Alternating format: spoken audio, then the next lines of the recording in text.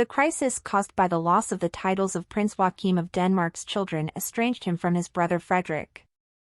When and why did your relationship dissolve? Today it seems impossible to believe, but there was a time when the heir to the Danish throne, Frederick, and his brother Prince Joachim were one and the same person.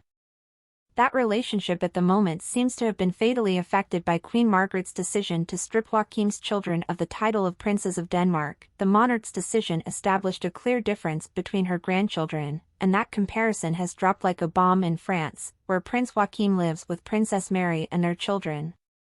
But even sadder than the children's shock at losing their royal status, the Danish public was impressed that one of the Queen's children publicly admitted that her relationship with her brother and sister-in-law Mary Donaldson was complicated, and that the bond between them had completely broken down.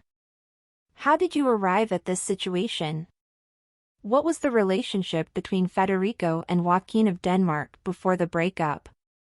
Crown Prince Frederick and Prince Joachim were for decades regarded by their country's press as quasi-twins of the monarchy, not so much because of their non-existent physical resemblance, but because of the ironclad bond that united them. The fact that they were born just 12 months apart helped reinforce this image of closeness. In fact, as children, it was common for them to team up against the team of nannies and helpers who raised them in the absence of their mother and father. The Crown Prince himself stated to writer Jens Andersen, "My brother and I have a close relationship, and we were taught to be independent. We were always a little away from our parents and we were ourselves, always together. In the absence of their parents, Queen Margaret herself admitted that she was not the most attentive of mothers. The little princes had nothing to contribute, especially when they turned 13 and 14 and their parents decided to send them to study at the French boarding school. Far from everything they knew, they experienced this time away from home, under strict school rules in a foreign country, as a kind of struggle between the two of them against the world in which their bond was further strengthened, reinforced." Ironically, at the time, the one who would later be considered a wayward prince, Joachim, was a role model for his older brother, who admired his calmness and the way he handled things. But most of all, she loved the unconditional support she received from him. He was always there in one form or another and still is. "That year at boarding school, I leaned on my brother a lot," Prince Frederick would say years later in the same book, in which he admits that his younger brother never reproached him for the fact that it was he, the little one, who had to be his older brother's breadwinner instead of helping him. This role reversal, in which the younger brother seemed more able to cope with the challenges he had to take on as the son of the Queen, became even more evident when 10 years later, in 1995, Joachim married the exotic Alexandra Manley. With his wife, Joachim took on the role of spokesperson for the royal house, increasing his schedule and number of appearances, while the older brother spent his time on fleeting courtships and a somewhat scandalous single life. Not for nothing was he nicknamed Prince Turbo, because he was going as fast as he was changing girlfriends. In fact, there was a time when the Danish people valued Prince Joachim more than the official heir to the throne, and public opinion was that Joachim should have sat on the throne when his mother left. So much so that Joachim had to give a TV interview in 1999, explaining that he would never, ever be king.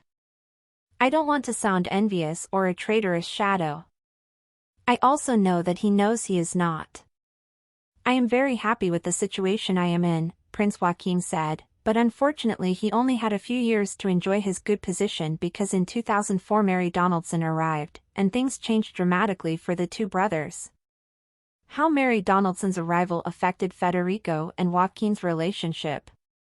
With the wedding in 2004 of Prince Frederick to the beautiful Mary Donaldson began the beginning of the end of a good relationship between the two brothers. Suddenly the Danes discovered the potential of their crown prince, who finally decided to settle down. The fact that just a year after that royal wedding Joachim divorced Alexandra Manley did not go in his favor. The position of scandalized prince was vacated, and the national press insisted that Joachim fill the vacancy. By the time he found love again in 2008 with Marie Cavalier, the damage had already been done. The relationship and roles between the princes changed forever. Prince Joachim's court was closed, and the prince and his new wife moved to Paris due to the silence of the new Danish power couple. With this move, there was silence between the two brothers and the public and private manifestations of this good relationship no longer existed. Sad moments when Prince Joachim referred to himself in the press as the second boy and clarified that he realized that his best moment had already passed. For every child that Federico has, I take one step down the ladder, Prince Joachim said on television in 1999. Brother's attentive gaze.